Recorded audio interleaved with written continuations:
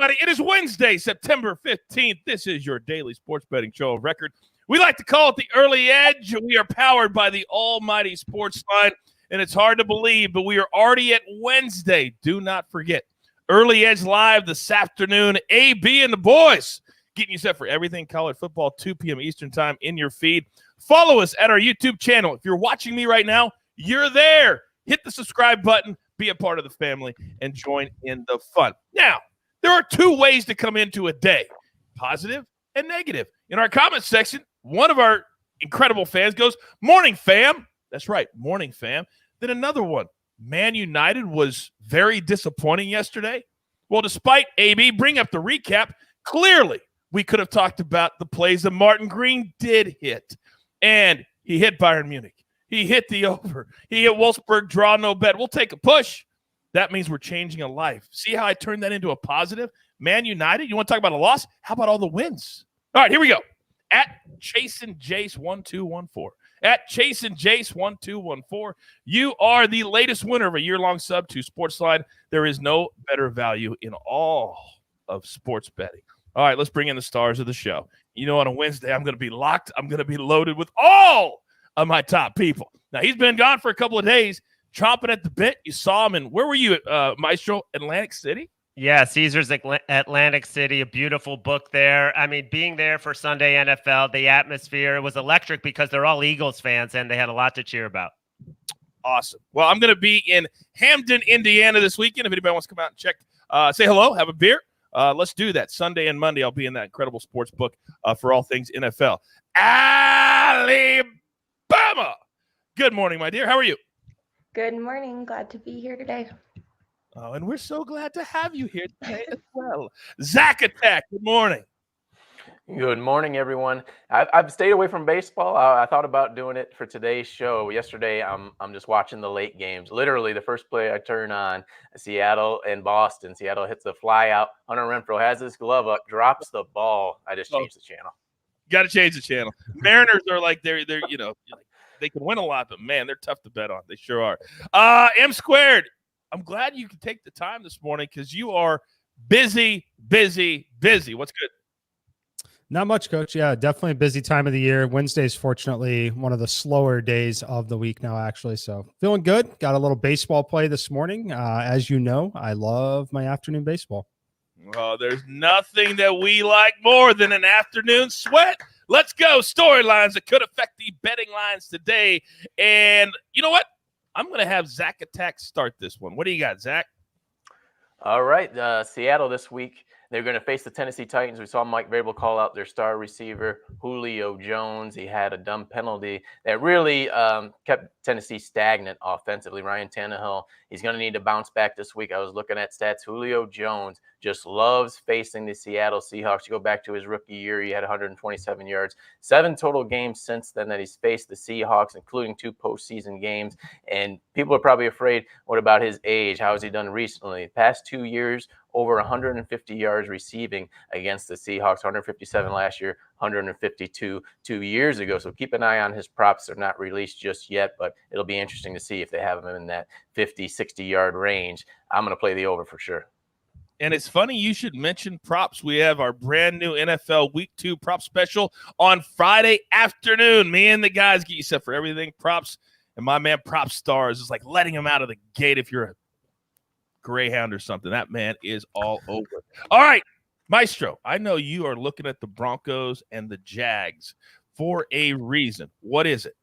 Well, the biggest move of any line this week from the look-ahead lines before game, week 1 was played was this game. The Broncos were laying 2.5 on the look-ahead line. Now it's up to 6, actually open 6.5 after week 1, and there's resistance in some Jaguars bettors. I believe Mikey might be one of them, but I just want to warn you about something. Those final scores the two teams were involved in were very misleading. It was 27-13. Doesn't seem like a domination for the Broncos, but the Giants scored with no time left. So that game was 3 touchdowns. And then you look at the Jaguars, they were down 34-7 to Houston, which is, everyone's worst team heading into the season. They were down 34-7 and got some garbage time. Urban Meyer's offense without the formation, without, pre-snap motion, without a variety of formations. Is it going to work on this level? Is it going to work against Vic Fangio? Just a lot of different angles to look at. Plus Teddy Bridgewater, Mikey, I know referenced that he's 22-3 against the spread and that you might not hold any validity to that. But I think the guy doesn't make mistakes. And so I'm looking at the Broncos this week, even at 6. Yeah, I like that. So my only caution there would be I'm not betting on the Jaguars at all here. Like, I have zero interest in doing it. I do show the number being inflated, which makes a lot of sense based off that look ahead line. But you mentioned the look ahead line, and the question I want to ask is, where do you rate the Arizona Cardinals versus the Denver Broncos? Because the look ahead line for next week is the same situation. Week 3 Jaguars at home against the Arizona Cardinals, and this game is also -6, but you're getting plus money to take -6 currently. So it's showing a rating of a better rating for the Broncos than the Cardinals. So I'd be interested to see everyone's thoughts on, do we think the Cardinals are for sure better than the Broncos team, or the Broncos are better than the Cardinals? I have a feeling that's going to be a topic that we talk about on Early Edge Live Thursday night at 7 Eastern time leading up to Thursday night football. Just a hunch. I know a guy who runs the show. All right, let's jump right into our board today. And by the way, if you're not a member of SportsLine and you've waited till now, first of all, what are you doing? Second of all, I got you. Use a promo code EDGE, and we're going to give you 30 days for free. You'll have access to all the cappers, all the analysis, and what do we say is the most important thing? All the information. You've got all of it. Use that promo code EDGE, give it a try, and then you're going to be rolling with us all after that. Now, our guy Martin Green, he has a bunch of soccer picks in your feed if you are a SportsLine member. We have the Champions League episode in your feed right now. Yesterday, we just showed you what he did. We got more plays from that today on that show, and right here I'm going to give you 2 plays. Inter Milan, Real Madrid. 3 p.m. Eastern is a kick. We're going to go 2 correlated plays, over 2.5 goals, -130, little juicy. Both teams to score, very juicy, -162. But I got on the bat phone. I talked to Martin because you know he's real. We had him on the show this week, and he said, I even like it with that juice at -162. So I said, you know what? We are going to lay it. All right, here we go. You know, when she's on the show, she always goes first. Ladies and gentlemen, the floor is open to Miss Allie. Bama, what do you got, Allie? All right, so for today, let's go with Red Sox Mariners over 8.5 on the board. I do have it at 8, but that's just because that line is moving up. The last 11 Mariners games have gone over, and all but one of the Mariners-Red Sox matchups since 2019 actually have gone over, and the one that went under actually landed right on 8, and the total was set at 8.5. So I don't really think the pitchers today matter because I've played these last 2 days. Looks like it's going under, and then right in the end, it just goes insane like last night with the Red Sox and all those runs in the 8th inning. So I really do think today it'll be a nice day to get that over again. All right, Allie, let me ask you, do you like the first 5 over as well? Do you like that play? No, I do not like the first 5 over, mainly just because these 2 pitchers are kind of under pitchers. But in the end, just historically how this trend has kind of been played, it's that the runs are scored in the last half of the game. So I would kind of ease on the side of caution and take the full game. Oh, I love it. I love it when you talk like that, overs and first 5 and all that stuff. Lay off the first 5, Allie says, just like last night. I turned my phone off. It was 2-2. Next thing you know, the over hits. There you go, just like she said. All right. You know I love these morning shows because I get to do this. M squared. You know the drill, son! Give it to me.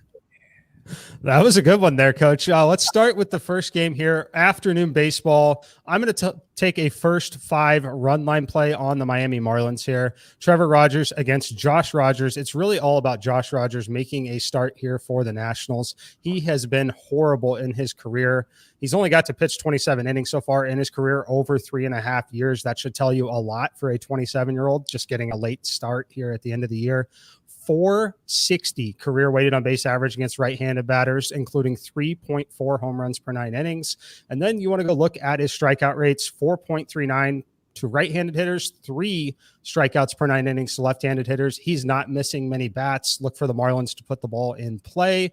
Look for them to be leading after the first 5 innings. This one on the run line is coming back at even money or plus 105, depending on where you're shopping. I love seeing a plus in front of any number that we get to play. And by the way, for all you baseball bettors out there, as Mikey said, it's a Wednesday. That means there are games all throughout the day. Don't get locked out. Now, the beautiful part about the fall is that there is Friday football in college. Zacatech, I know you found a game that you really like on Friday. What is it? Yes, Louisville. They're hosting Central Florida +7. I'm going to take them as the home underdog. You look at Louisville, I think we're going to see the Malik Cunningham we saw 2 years ago finish the season strong, upset Mississippi State in the bowl game. You go back to last year, the ACC was one of the conferences that tried to play a full season, but a lot of teams hit a snag middle of the year because of COVID. Louisville was one of those teams. I think there was a 2-week stretch where they were missing 10 players, and it really affected them. They never had the cohesion. You go to week 1 this year, blown out by Ole Miss as 10-point underdog. So this is an important game for them. Central Florida, they're not ranked. I think there's a reason for that. Actually, they're on the cusp of it now after starting the year 2-0. But I'll take Louisville +7 with Malik Cunningham. I think they're going to be able to go up and down the field. It's going to be a high-scoring game, and we'll take that full touchdown. You're damn right we'll take that full touchdown. Also, I like my man Ben in the comment section. Love this part of my day, getting to listen to the GOATs. I just love all of you guys watching the show and then talking about your own bets, what you like, what you don't like. That's exactly what we want this show and this community to be. I love it. Do you know what else I love? I love when we get back to Wednesday, and I love when my main man is back on the show. Maestro, you're up. All right, I'm going to go with the strikeout prop, and that's Merrill Kelly under 3.5 Ks at the Dodgers. And, this guy is coming off of COVID. He had COVID. He hasn't started since August 11th.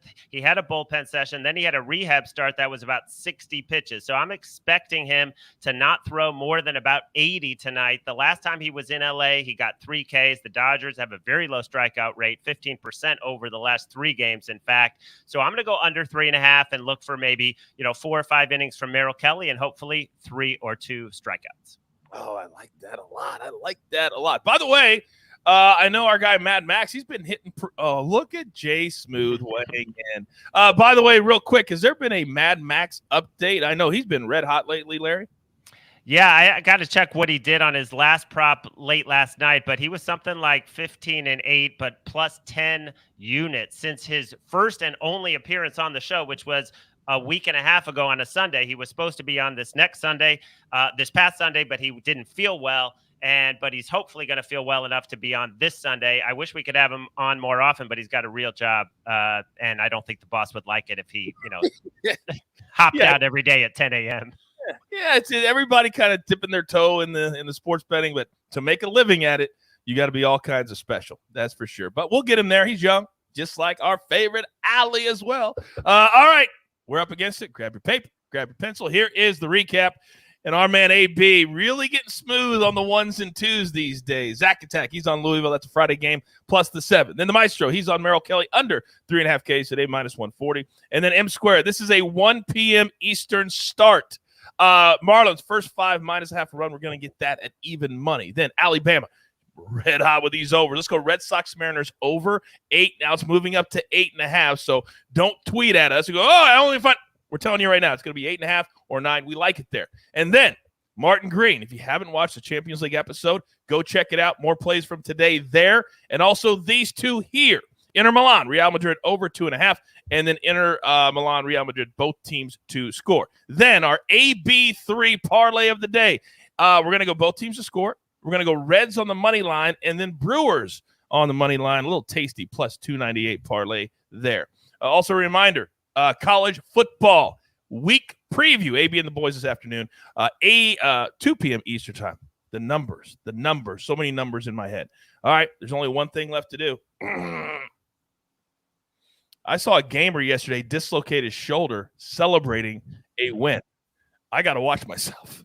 You've got your marching orders. Let's take all of these tickets straight to the pay window. For M Squared, for Alabama, for Zacatech, for the Maestro, for AB, my entire crew, we're grinding. We're in locked and loaded mode, morning, afternoon. Everything's going. We do it for you right here at the Early Edge. Good luck.